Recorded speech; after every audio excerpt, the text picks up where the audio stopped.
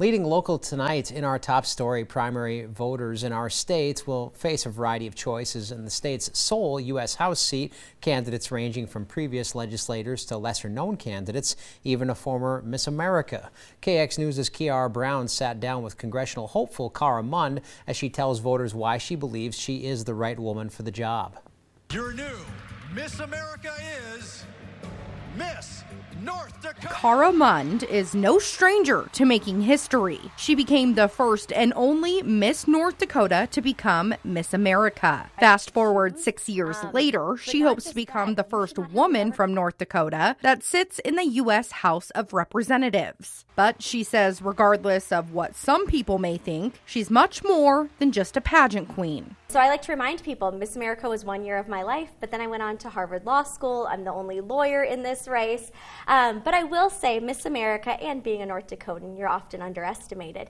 And for me, that has been my biggest advantage. She says her run for Congress started back in 2022 when she felt misrepresented on the ballot, jumping into the race after the primary election as an independent. This year, she still sees that need for North Dakotans to have a moderator in D.C., now running as a Republican. Under the North Dakota Century Code, going as an independent does not mean you have a party affiliation. And so I've heard some misconceptions by my opponents that I previously ran as a Democrat or that I was with a different party. None of that is true, and it's actually really concerning when it's someone who's been in state government and can't read the Century Code. In fact, that is not a party affiliation. And so that is something that I knew I'm going to have to, in this race, get in earlier, pick the party, let people know which party I'm going with.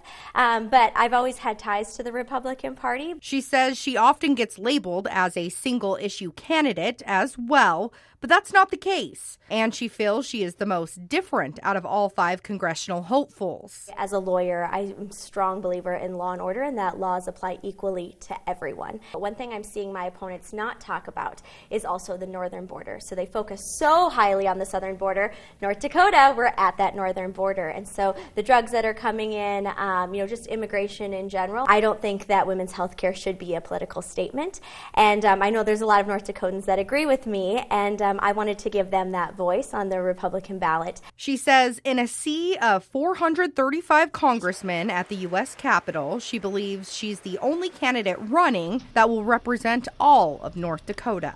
If you're too far to the right or you're too far to the left, you're not getting anything done. You want to be that person in the middle who's the negotiator.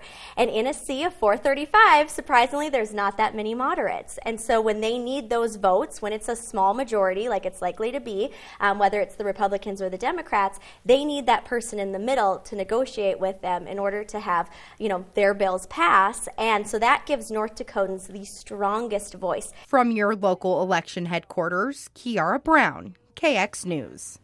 We've also interviewed other candidates in the U.S. House race. You can hear more about those candidates and why they want your vote at kxnet.com. Mund says she would have supported the recent bipartisan border security and foreign aid package, which she says some Republicans used as a political statement. She also says on the topic of eminent domain and the creation of pipelines, she stands with North Dakota landowners and doesn't think a private company should be able to exercise eminent domain for profit.